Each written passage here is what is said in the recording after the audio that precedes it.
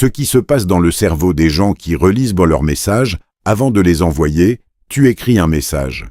Tu le relis une fois, puis une deuxième fois. Tu changes un mot. Tu déplaces une virgule. Tu te demandes si le ton est bon, si ça ne va pas être mal interprété, si tu aurais dû formuler différemment. Et parfois, après tout ça, tu effaces tout et tu recommences. Pour certaines personnes, envoyer un simple message est tout sauf simple. De l'extérieur, ça peut sembler excessif. Une perte de temps, une forme d'anxiété inutile. Mais selon certains travaux en psychologie cognitive, ce comportement révèle quelque chose de beaucoup plus précis sur le fonctionnement du cerveau. Ce n'est pas de l'insécurité. Ce n'est pas forcément de l'anxiété sociale. C'est souvent le signe d'un cerveau qui traite la communication de manière particulièrement approfondie. Ces personnes ne relisent pas par manque de confiance. Elles relisent parce que leur cerveau anticipe. Ils simulent la réception du message avant même qu'il soit envoyé. Ils se demandent comment l'autre va le lire. Quel mot va attirer son attention? Quelle tournure pourrait créer un malentendu? C'est une forme de projection mentale. Et selon certains chercheurs, cette capacité à se mettre à la place de l'autre serait directement liée à un niveau élevé d'empathie cognitive. Ces personnes ne pensent pas seulement à ce qu'elles veulent dire.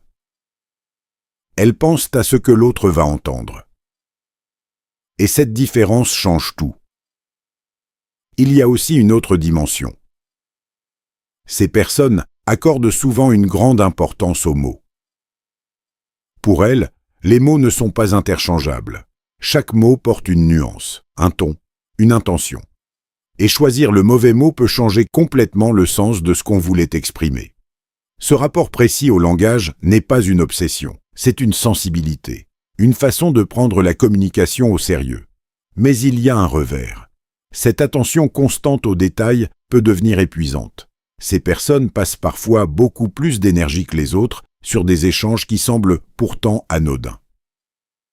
Un message de 2 lignes peut leur demander 10 minutes de réflexion.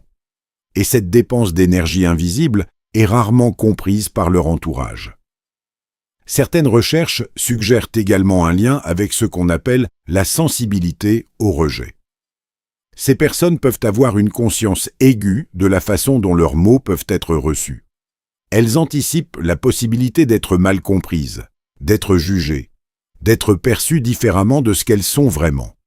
Relire devient alors une façon de se protéger, pas de la critique, mais du malentendu, de l'écart entre ce qu'on voulait dire et ce qui sera finalement perçu.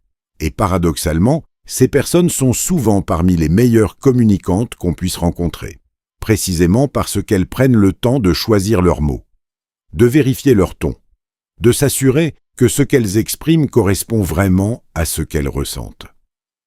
Leur soin du détail n'est pas une faiblesse, c'est une forme de respect envers l'autre.